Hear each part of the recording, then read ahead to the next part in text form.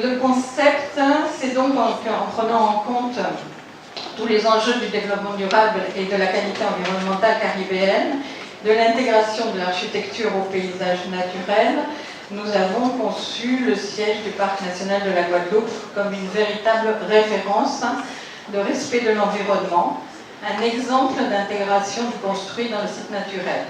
Nous avons donc mis en place des priorités d'implantation. On a contourné les arbres remarquables pour faire en sorte de tous les préserver. Il n'y en a qu'un seul qu'on n'a pas pu préserver. On s'est posé légèrement sur le terrain en suivant sa topographie et en limitant au maximum les déblais et le remblai.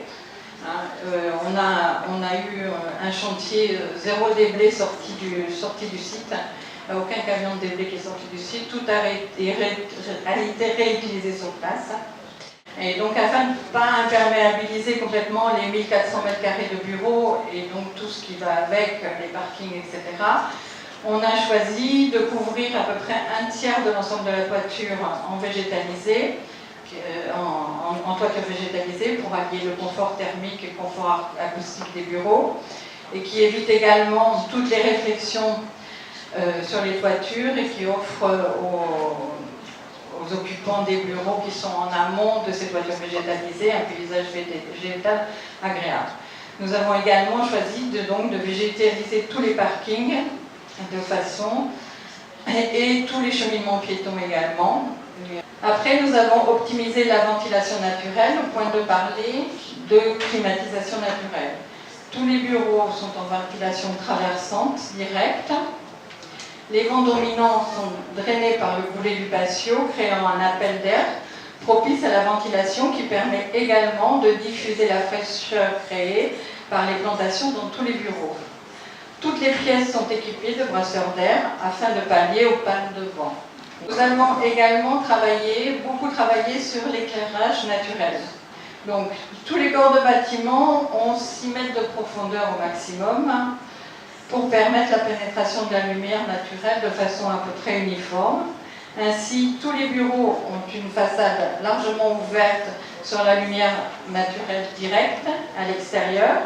Les pare-soleils ont été conçus comme des étagères de lumière qui permettent de refléter la lumière du jour et de la faire pénétrer plus loin dans le bâtiment grâce aux menuiseries en imposte haute. Ensuite, dans le bâtiment, on a multiplié les espaces de rencontres conviviaux tout au long des circulations. Des espaces sont ouvrables sur l'extérieur et le traitement de leur façade en claustre-à-bois local, sorti de la forêt guadeloupéenne, permet une ventilation permanente tout en laissant pénétrer la lumière tamisée plus douce.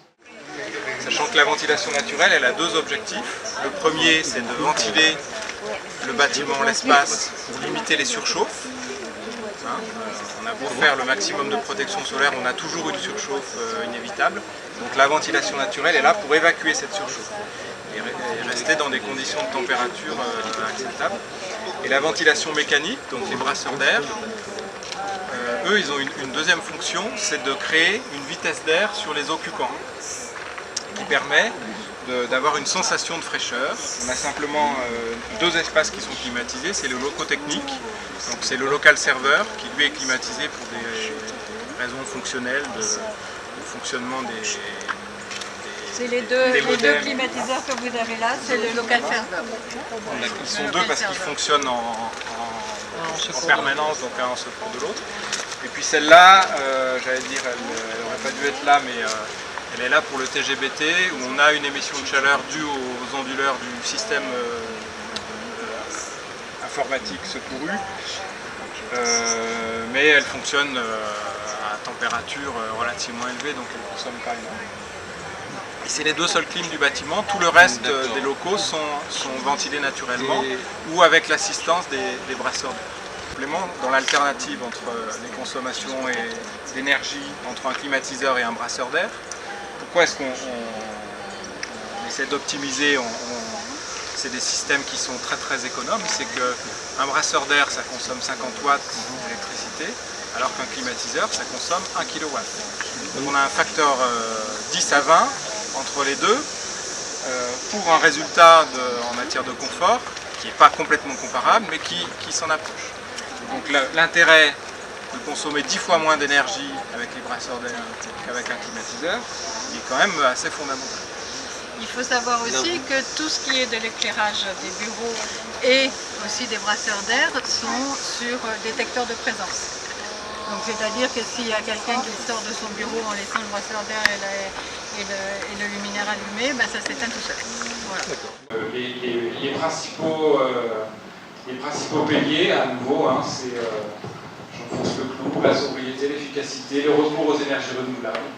Et toujours dans ce même ordre-là. Il ne s'agit pas de faire des installations solaires sans s'occuper des besoins des bâtiments et sans les optimiser au préalable. Et ça permet donc de réaliser des bâtiments basse consommation, voire très basse consommation, c'est-à-dire, je vous rappelle notre curseur, des bâtiments qui consomment moins de 30 kWh d'électricité par an et par mètre carré. Je laisse le mot de la fin à Perrine. Donc, en vous présentant les bâtiments du siège du Parc National, situé sur la commune de Saint-Claude, donc à 300 mètres d'altitude, mon objectif était de vous faire part de 3 idées forces qui, selon moi, constituent les fondements de l'émergence de ce que l'on appelle aujourd'hui l'architecture durable ou encore l'architecture éco-responsable. La première idée force, c'est que pour répondre aux défis multiples de ce siècle, on ne doit plus travailler comme avant, que l'on doit faire mieux avec moins de ressources non pérennes. Les matières premières, l'eau potable, les énergies fossiles, etc. En puisant en revanche, sans compter, dans la ressource la plus efficace et la plus renouvelable qui soit, celle du travail et de l'intelligence humaine. C'est ce challenge que Robert Seller, notre bureau d'études HPE, membre de l'équipe, appelle le combat de la matière grise contre l'énergie grise. Donc, ce bâtiment du siège du Parc National fait la démonstration d'une immense capitalisation de travail et d'intelligence humaine individuelle et collective.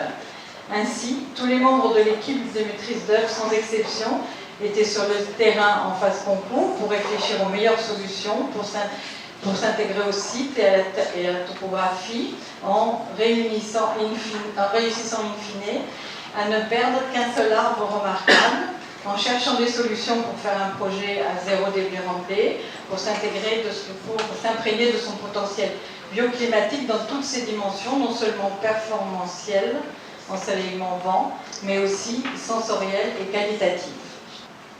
La seconde idée force, et que je voulais faire passer, est que l'énergie est un point d'entrée essentiel pour produire une architecture durable et un axe indispensable à sa conception durable. Cette démarche doit être déclinée à travers sa trilogie négawatt, bien connue, sobriété, efficacité, renouvelable, qui en langage décodé signifie éviter toutes les formes de gaspillage conceptuel et d'usage, avoir le meilleur service énergétique possible pour l'input énergétique le moindre, et enfin valoriser la meilleure ressource renouvelable pour chaque usage final. Cette démarche énergétique exemplaire peut alors s'appliquer à tous les axes de conception et de gestion des ressources du bâtiment, depuis les matériaux jusqu'à la maintenance. Et la troisième idée force est que si quelqu'un ici en doutait encore, qu'il ne saurait y avoir d'opposition entre démarche durable approfondie et qualité architecturale. Que les différents axes conceptuels et indicateurs de durabilité ne sauraient être plaqués tardivement sur des démarches conceptuelles non préoccupées des diverses dimensions de ce concept. Il s'agit, à notre sens, bien au contraire, à condition que l'architecte joue son rôle de chef d'orchestre du projet, qui saura sans arrêt aller puiser dans les savoir-faire périphériques de l'ingénierie, au sens large, du projet, pour en faire une synthèse riche, de fabriquer une architecture plus créative, plus respectueuse et finalement plus propice au bien-être et à la satisfaction de ses exigences fonctionnelles, justement car elle aura su prendre appui sur un plus grand nombre de contraintes pour répondre aux divers enjeux environnementaux, socio-économiques et socio-culturels dans lesquels elle s'inscrit. Encore une fois, c'est plus de soins, plus de détails, plus de quantification, en un mot, plus de boulot et plus d'aller-retour entre protagonistes. Mais c'est aussi passionnant. C'est le message.